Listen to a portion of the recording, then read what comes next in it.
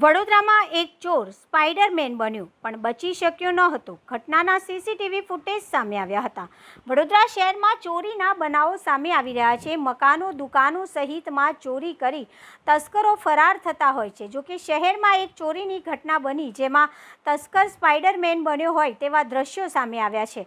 Gotri police મથકની હદમાં આવેલા એક મકાનમાં તસ્કર પ્રવેશ્યો. મકાનની આગળની દિવાલમાં આવેલી બારી ઉપર ચડી ઉપરના માળે સ્પાઈડરમેન સ્ટાઇલથી જઈ ચોરીને અંજામ આપ્યો. જોકે આ દ્રશ્યો બાજુમાં લાગેલા સીસીટીવી કેમેરામાં કેદ થઈ ગયા હતા, જેની મદદથી પોલીસે આ ચોરને દબોચી લીધો હતો. જોકે ચોરની આ સ્ટાઇલ પ્રથમ વખત જોઈ પોલીસ પણ આશ્ચર્યમાં મુકાઈ હતી.